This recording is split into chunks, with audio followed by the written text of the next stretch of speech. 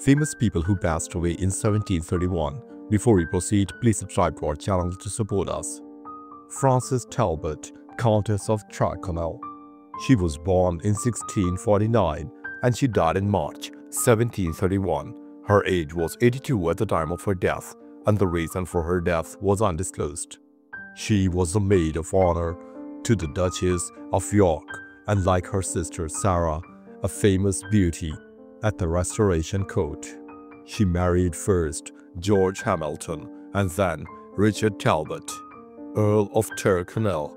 She was viceroy in Dublin Castle, while Tyrconnel was viceroy of Ireland for James II. She lived through difficult times after the death of her second husband, who was attainted as a Jacobite but recovered some of his wealth and died a devout Catholic despite having been raised as a Protestant. In 1688, during the Glorious Revolution, James II fled England and was replaced with Queen Mary and King William.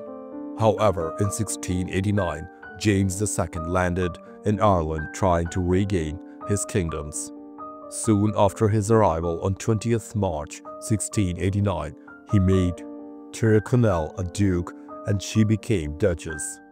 This title is in the Jacobite peerage. Nonetheless, Frances is frequently called Duchess of Tyrconnel. In August 1690, Lady Tyrconnel fled to France. She became one of the ladies in waiting of Mary of Modena, exiled Queen of England at the Chateau of Saint-Germain-en-Laye. Johann Melchior Dinglinger. He was born in December 1664 and he died in March 1731. His age was 66 at the time of his death, and the reason for his death was undisclosed. He was a German goldsmith whose intricate and luxurious works made him one of the most important European jewelers of the Baroque era. He was one of Europe's greatest goldsmiths, whose major works for the Elector of Saxony, Augustus the Strong, survived in the Green Vaults, Dresden. He was the last goldsmith to work on the grand scale of Benvenuto Cellini and Wenzel Jamnitzer, fewer of whose large-scale works in precious materials have survived. However, his work carries on in a Mannerist tradition into the age of Rococo. He served his apprenticeship in Ulm, after which he refined his techniques working as a journeyman in Augsburg, Nuremberg, and Vienna, three traditional centers of luxury arts. He went to Dresden in 1692, where he spent the rest of his career in the service of Augustus, by whom he was appointed court jeweler in 1698. George Carpenter, 1st Baron Carpenter. He was born in February 1657 and he died in February 1731. His age was 74 at the time of his death, and the reason for his death was undisclosed. He was a British Army officer, Whig politician and peer. He served as Commander-in-Chief, Scotland from 1716 to 1724 and as a Member of Parliament from 1715 to 1727. Commissioned into the English Army in 1685, Carpenter served in the Williamite War in Ireland before being transferred to Flanders in 1692 for service in the 9 Years' War.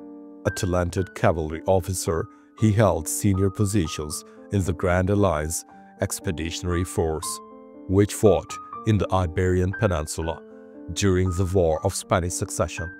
Wounded several times, he was captured at the Battle of Bruega in 1710, then later exchanged in a prisoner exchange.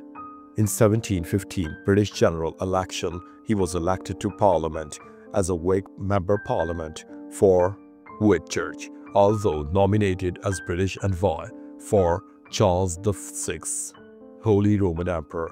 The appointment was cancelled when the Jacobite Rising of 1715 began, and as commander of government forces in northern England, He played a major role in ending the rebellion in England. Mary of Jesus de Leon Delgado. She was born in March 1643 and she died in February 1731. Her age was 87 at the time of her death, and the reason for her death was undisclosed. She was a Spanish nun and mystic celebrated for her religious devotion and reputed miraculous experiences, inspiring great reverence. She was a 17th century Spanish Dominican lay sister, mystic and visionary. She was widely known as a little servant in the Canary Islands. She lived a life that was austere and simple. Many miracles were attributed to her. She is one of the most revered of the native people of Canary Island, together with Peter of Saint Joseph, Betancourt, and Jose Gianchita. She is designated as servant of the god.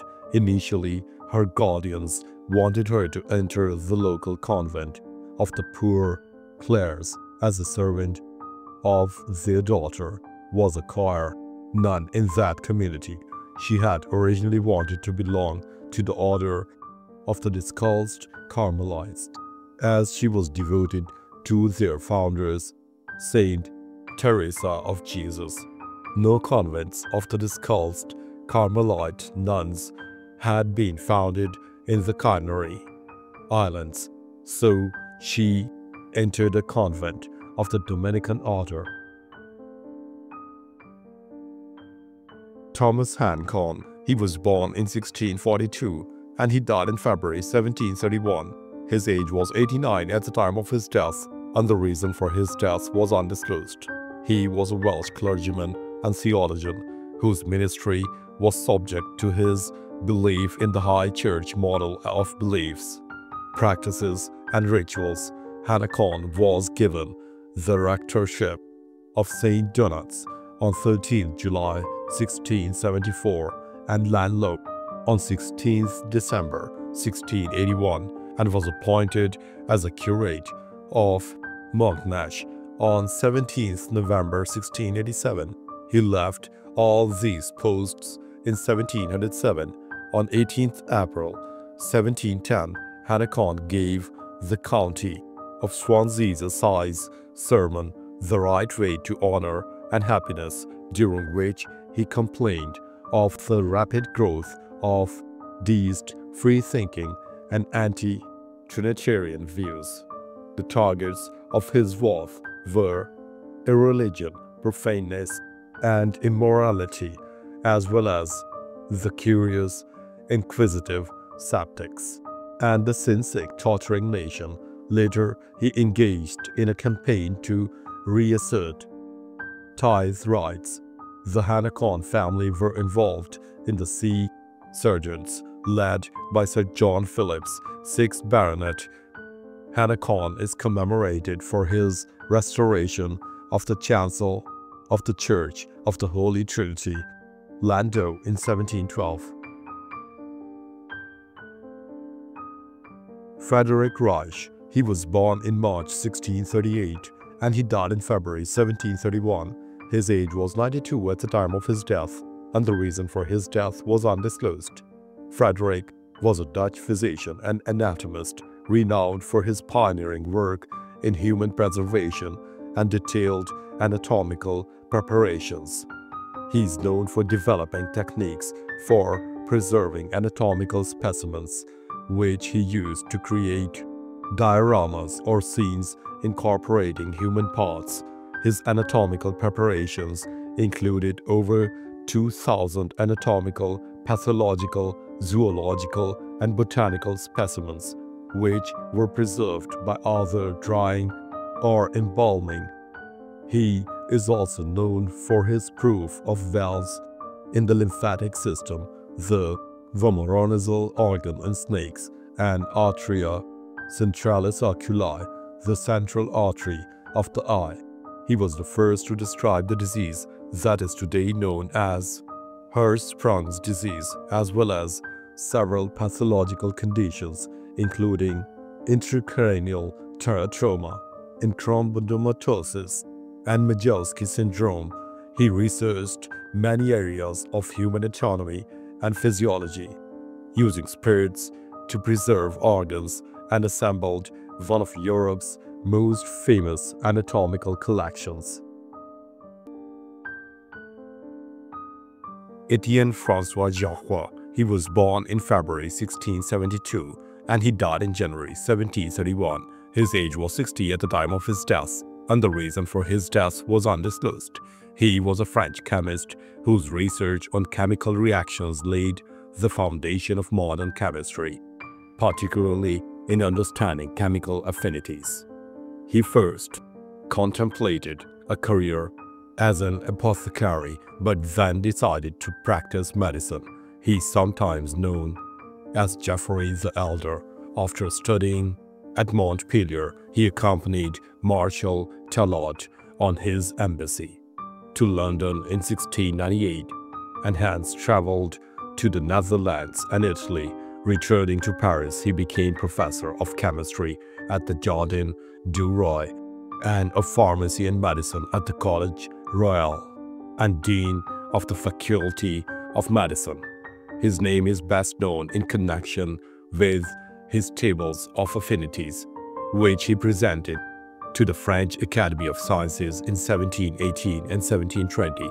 These were lists prepared by collating observations on the actions of substances upon one another, showing the varying degrees of affinity exhibited by analogous bodies for different reagents, and they retained their vogue for the rest of the century.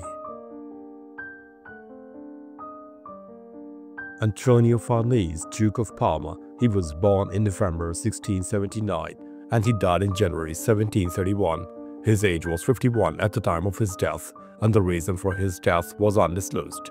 Antonio was the final Duke of Parma from the Francis family, whose reign was marked by instability and his failure to secure an heir, leading to a dynastic crisis. As a prince, he spent most of his time at the court of his cousin, the hereditary Prince of Modena, because his sister-in-law, Duchess Sophia Dorothea, banned masks and other merriments, distractions which Antonio reveled in.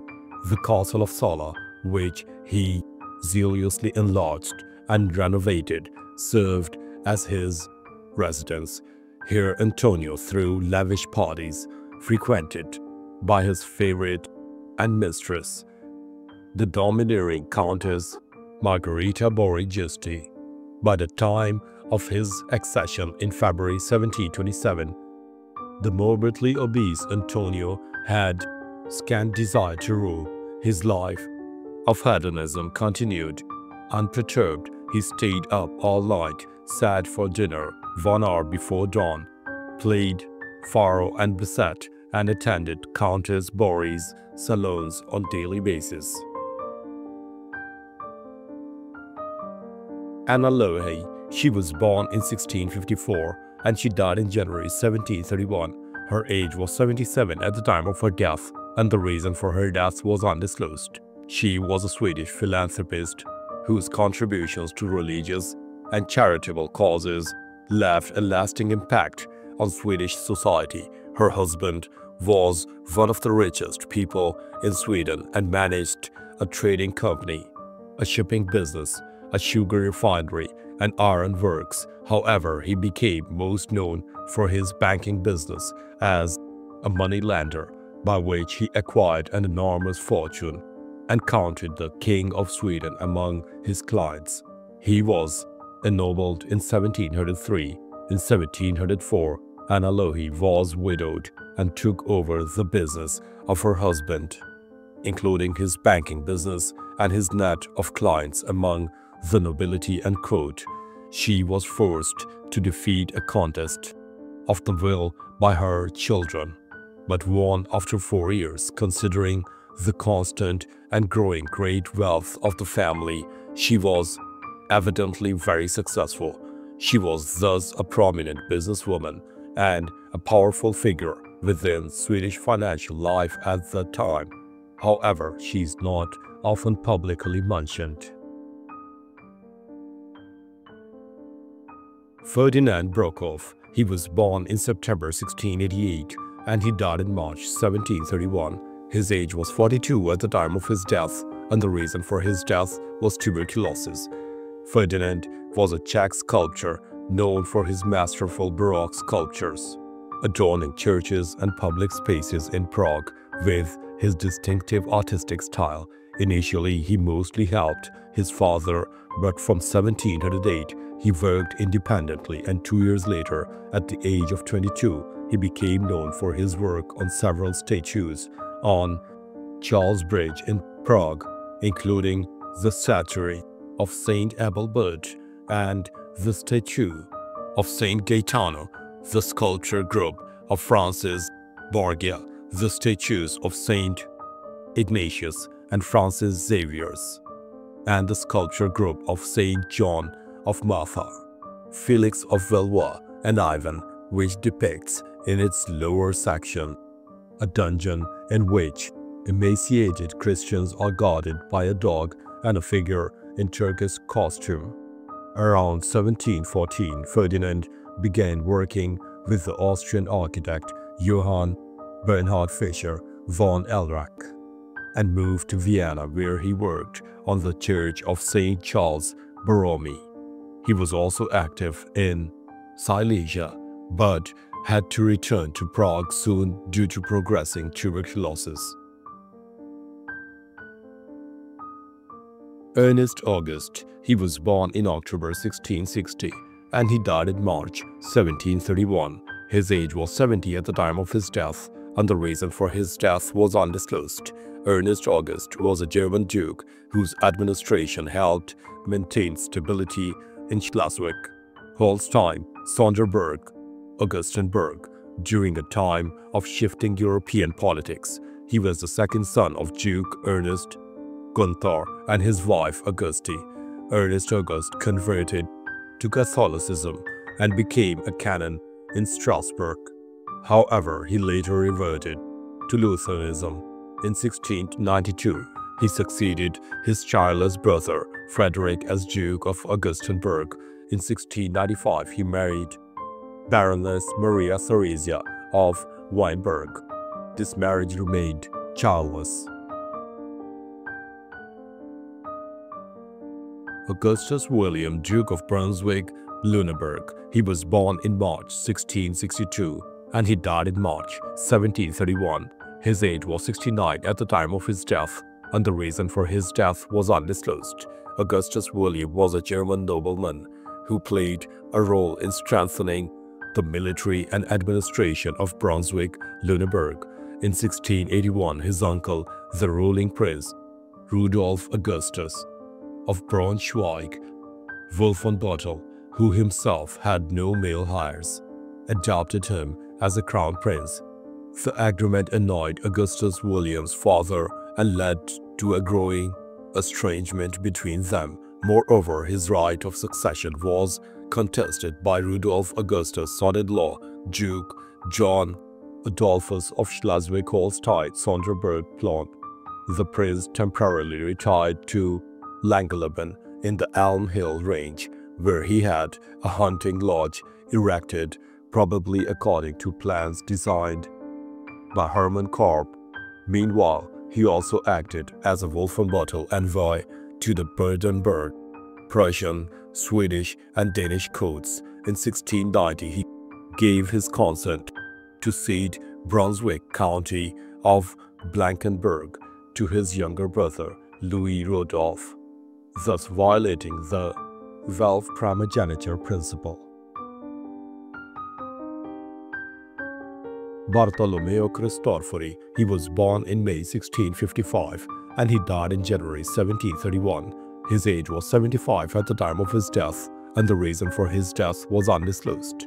He was an Italian instrument maker whose invention of piano transformed musical composition and performance, shaping the future of music. Probably the most important event in his life is the first one of which we have any record. In 1688, at age 33, he was recruited to work for Prince Ferdinando de' Medici.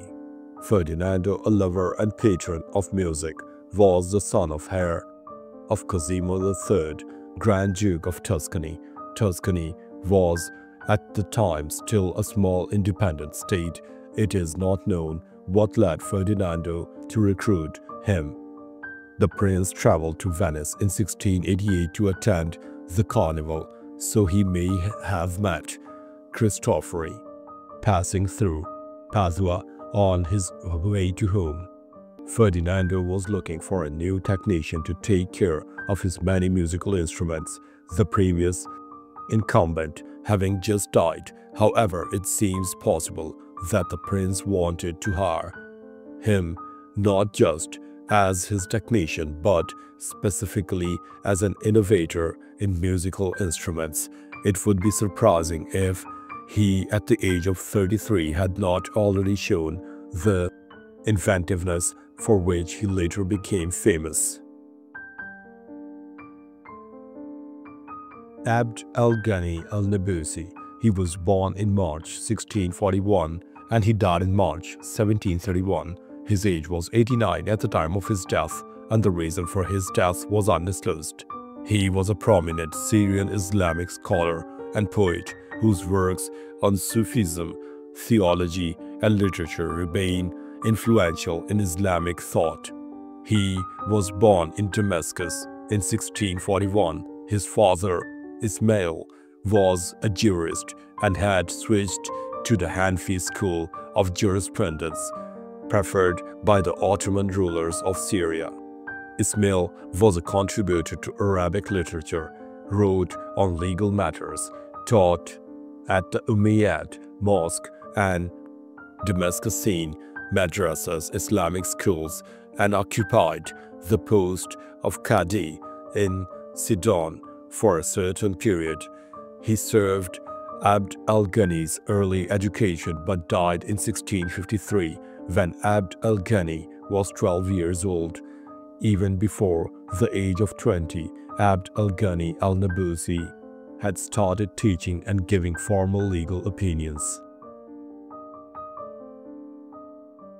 Thanks for watching the video. Please don't forget to subscribe to our channel. Have a nice day.